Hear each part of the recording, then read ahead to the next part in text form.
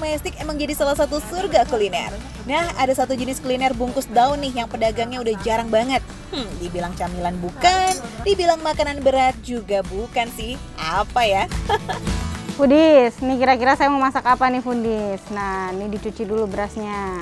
Tapi ini bukan masak nasi biasa Foodies. Kita mau bikin sesuatu yang enak banget.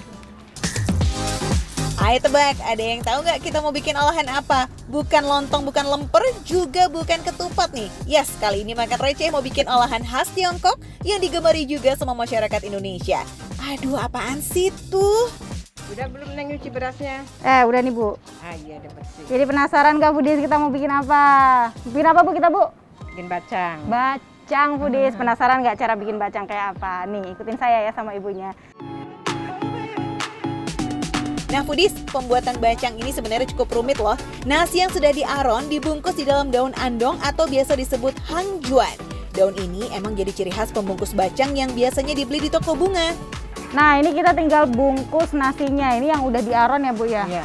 Ini ngomong-ngomong kenapa sih Bu kita harus pakai daun ini Bu, daun andong ini? Karena emang bacang ciri khasnya pakai daun ini. Oh. Jadi lebih wangi dan ininya tidak luntur. Oh, jadi nggak luntur ya daunnya Iya. ini. Nah, ini gimana caranya nih Bu? Boleh diajarin dulu nggak Bu? Nah, kalau urusan bungkus-membungkus ini emang butuh keterampilan khusus ya Foodies. Kalau nggak biasa ya nanti bisa ambiar tuh. Kayak perasaan kalau ketemu si dia. Nah, Foodies, nih isiannya nih ada telur ayam, ada ini ayam yang udah dibumbuin ya Bu ya? Iya. Nah, biasanya nih isiannya macem-macem nih, nggak cuman ayam sama daging ayam aja, bisa diganti daging sapi atau daging-daging yang lainnya. Cuman kalau di tempatnya Bu Kartika ini semuanya halal Bu ya? Insya Allah halal. Insya Allah halal. Jadi cuma ada daging ayam dan daging sapi, telurnya telur ayam sama telur bebek ya, telur asin. Bacang ini banyak variannya nih dalam sehari. Jadi Bu Kartika ini bisa masak 2 kali loh. Kloter 1 biasanya yang isian daging dan ayam. Nah, kloter selanjutnya ada isian telur yang dicampur dengan ayam atau daging. Tutupnya gini Bu? Salah. Gimana Bu?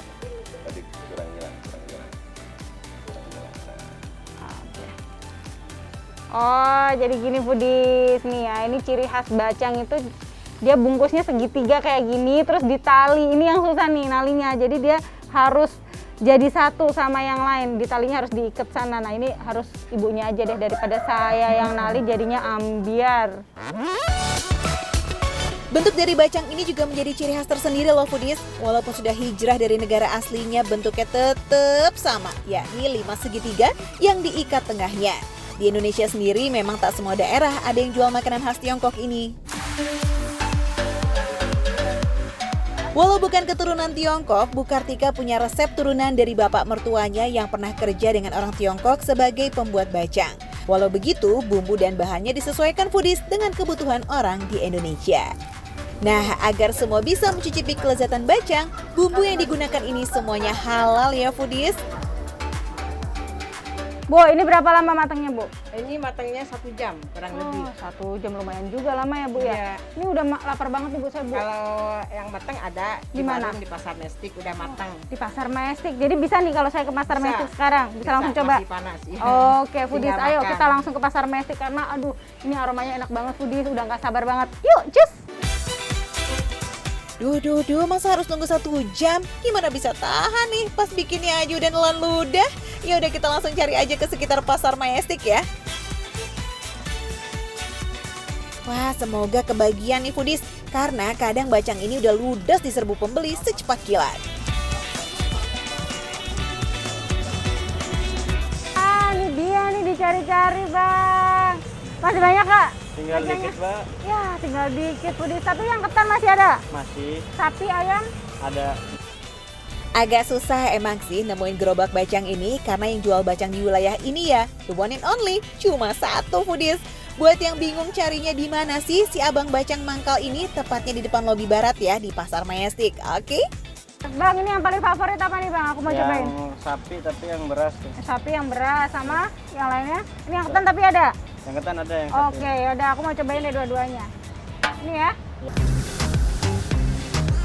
Plater pertama yang dijual bacang ini berisi daging dan ayam, ada yang berisi beras putih, ada juga yang berbahan beras ketan. Semua dikelompokkan sesuai dengan warna talinya, tapi yang paham arti dari warna tali ini ya cuma si abangnya, foodies. Foodies, ini aku mau cobain yang isian daging. Ini tapi pakai beras biasa, foodies. Dia nggak pakai beras ketan. Ya.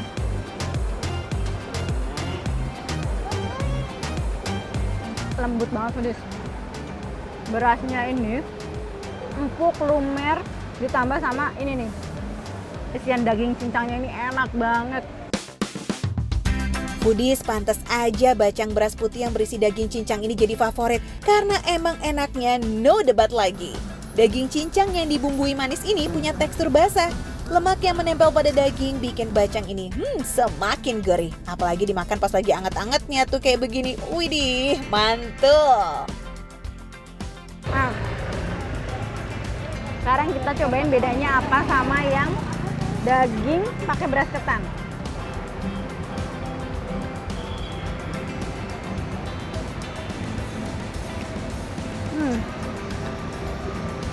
Sama-sama empuk, sama-sama lumer, cuman karena dia pakai beras ketan, jadi berasnya itu lebih manis dan agak lengket. Nah, lebih padat sih. Ini rasanya mirip-mirip sama lemper, foodies. Mau yang beras putih atau yang beras ketan, bacang bikinan Bu Kartika ini juara. Apalagi bungkus daun andongnya ini loh, asli bikin aromanya jadi sedep banget dan rasa bacangnya itu jadi maksimal enaknya. Dagingnya dimasaknya pelan-pelan ya, dia sampai empuk banget. Warnanya nih sampai kayak gini, kaldunya keluar di dalam, jadi melting gitu, foodies. Mantap banget.